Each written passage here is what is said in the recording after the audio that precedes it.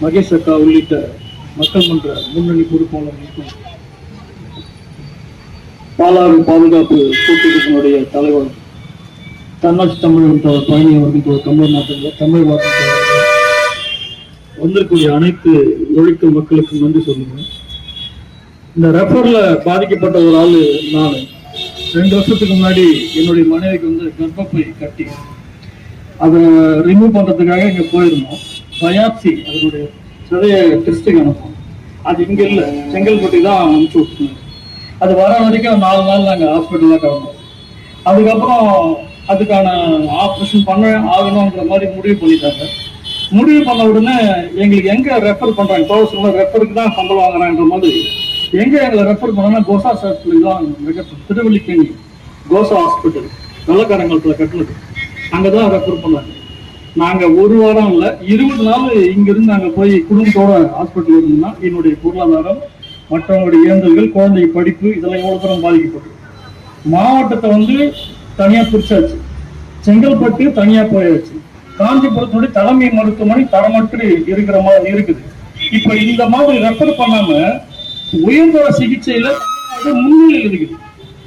எல்லா ஊர்லயும் புதுசா மருத்துவமனை கட்டிட்டு இருக்காங்க. கலைஞர் நூற்றாண்டு மருத்துவமனை கிண்டில வந்துடுச்சு. இப்ப அனைத்து விதமான ஒரு கையை துண்டா போனாலும் 1 மணி நேரத்துல இணைக்கக்கூடிய வேலை ஸ்டான்லி மருத்துவமனை நடந்துட்டு இருக்கு. இப்போ இந்த காஞ்சிபுரம் மருத்துவமனை சென்னைக்கு அருகில் இருக்குது, காஞ்சிபுரம் மாவட்டம். இந்த மருத்துவமனை மட்டும் எல்லாத்தையும் எழுதி கொடுக்கிற வேலையை வச்சிருக்கிறாங்க. பொறுப்பிலிருந்து தன்னை விடுவித்துக் கொள்வது, அந்த பொறுப்பை தட்டி கேட்க நமக்கு என்ன வந்தது, எழுதி கொடுத்தா போறான், வயலே போயிட்டாலும் அந்த குடும்பத்துக்கு யாரும் பதில் சொல்றது, யார் வரப்போறாங்க இந்த மருத்துவமனை நாடி?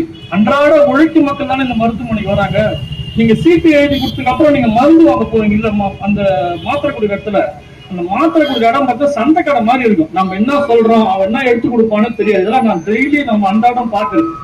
நம்ம ஏன்னா நீங்க தோழர் சொன்ன மக்கள் மட்டும் இல்ல, நாங்க எல்லாருமே மருத்துவமனை தான், அரசு மருத்துவமனை நம்பி இருக்கிறோம் எல்லாருமே. ஏன்னா நம்ம ஒரு பெரிய காசு செலவு பண்ணி அரசு மருத்துவமனை விட்டுட்டு தனியிட்டு போக முடியாது. அப்போ நாங்க போய் நிக்கிறோம், அவங்க சொல்றோம் இந்த மாதிரி மருத்துவ கொடுங்க, என்னங்க எப்ப சாப்பிடணும்னு சொன்னா கூட சொல்ல மாட்டோம். எப்ப காலையா மாலையா, சாப்பாட்டுக்கு முன்னாடியா பின்னாடியா கேட்டு நீங்க பதில் வாங்கிருக்கீங்களா? ஏதாவது ஒரு பார்மசியில அரசு மருத்துவமனையில நின்று இது எப்ப சாப்பிடணுமா எப்ப சாப்பிடணும் இன்னும் யாராவது கேள்வி பதில் வாங்கிட்டீங்கன்னாக்கா நம்ம இங்க பேசுறதே விட்டுடலாம். ஒருத்தரும் பதில் சொல்ல மாட்டோம். அந்த மாதிரிதான் அங்க இருக்கும். ஒரே சந்த கடை மாதிரி இருக்கும். இப்ப சொல்றேன்ல 2 அடி இடைவேளை விடனா வாயில மாஸ்க் கட்டுன்னு சொல்லிட்டு அதெல்லாம் கடைபிடிக்கப்படுது. அந்த இடத்துல ஏதாவது அந்த புரோட்டோகால் சொல்லுவாங்களா, அதை ஏதாவது கடைபிடிக்கிறாங்களா அந்த மருத்துவமனையில? இப்போ சோழ சொன்ன மாதிரி இன்னைக்கு காலையில சுத்தம் பண்ணிக்கிறேன், நான் வரும்போது பார்த்துட்டு இன்னைக்கு காலையில சுத்தம் பண்ணிக்கிறேன். இவ்வளவு என்ன பண்ணிருந்தீங்க? மக்கள் மற்றும் போராட்டத்தை முன்னேறி சொன்ன உடனே இந்த உடனடியா அந்த இடம் சுத்தம் செய்யறாங்க. இவ்வளவு நாளா ஏதாவது எடுத்து சொல்றதுக்கு ஆள் இல்லைன்னா இந்த மன்னன் கெட்டு போடும் திருக்குறள் சொல்லுவாங்கல்ல, அந்த மாதிரி இது எடுத்து சொல்லக்கூடிய வேலையை தான் மக்கள் மன்றம் பார்த்து கொண்டு எடுத்து போராடி கொண்டு இருக்கிறது. அரசாங்கத்துக்கு எதிரான போராட்டம் இல்ல, நான் மீண்டும் சொல்கிறோம், இந்த திராவிட மாடல் ஆட்சிக்கு எதிரான போராட்டம் அல்ல.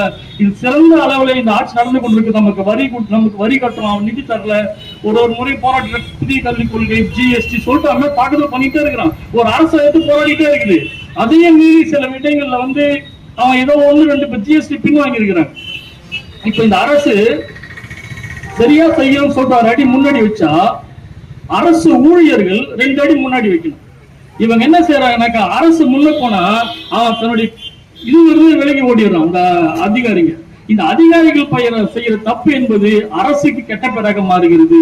மாவட்ட நிர்வாகம் இது கண்டுகொள்ள வேண்டும். இங்க இருக்கக்கூடிய சட்டமன்ற உறுப்பினர் வைக்க கோரிக்கை என்னவென்றால், நீங்க அதை தாண்டிதான் உங்க வீட்டு இருக்கு. நீங்க வாரத்துக்கு 1 முறை நீங்க உள்ள போய் பார்த்தீங்கன்னா இப்போ அதெல்லாம் ஆட்டோமேட்டிக்கா சரியா நடக்க ஆரம்பிச்சிடும். நான் உங்களை கிரிட்டிசைஸ் பண்றேன், உங்களை நாங்க குறை சொல்லல.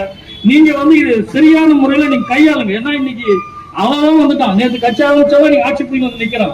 நிறைய அளவுல இந்த ஆட்சிக்கு தொந்தரவு கொடுக்கறதுக்கான எல்லா விதமான வேலைகளும் RSS என்னென்ன வடிவங்களோ செஞ்சு கொண்டு இருக்கிறாங்க.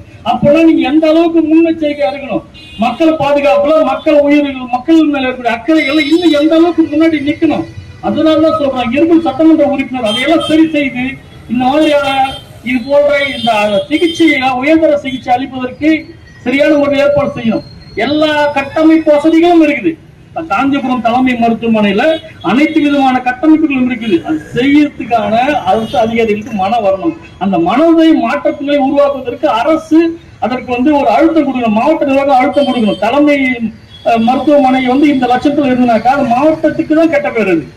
அது செய்யாறுல இருந்து வருவாங்க, தோழர் சொன்னாங்க, செய்யாறுல இருந்து எழுதி கொடுக்குறாங்க, பக்கத்துல இருந்து எழுதி தராங்க. எல்லாம் எங்க வந்தாக்க இங்க வந்தா கூட நீ எழுதி தர. எங்க திருப்பி செங்கல்பட்டுக்கும் சென்னைக்கும் கீழ்ப்பாக்கத்துக்கும் தாம்பரத்துக்கும் இப்படி அனுப்புறதுக்கு எதுக்கு இந்த மருத்துவமனை இருக்குது? போஸ்ட் ஆபீஸ் மாதிரி இயக்கிறதுக்காக இந்த மருத்துவமனை வச்சிருக்கிறாங்க. அதனால சாதாரண எளிய மக்கள் உங்களை நம்பி வராங்க. தயவு செய்து எழுதி கொடுக்குற வேலையை நோட்டி வச்சுக்காதீங்க. எல்லாத்தையும் நீங்களே பாருங்க. இரவு 12 மணிக்கு பீந்தடிச்சு வந்தா உடனே தராங்க. ஆம்புலன்ஸுக்கு நம்ம பாட்டு ஓட வேண்டியதா இருக்குது செங்கல்பட்டுக்கு. அப்போ அந்த வழியில ஏற்படக்கூடிய உயிரிழப்பை யார் பதில் சொல்லக்கூடியது? அதனால்தான் சொல்கின்றோம், இந்த போராட்டம் மிக காலம் அடிந்து எடுக்கக்கூடிய போராட்டம் இது.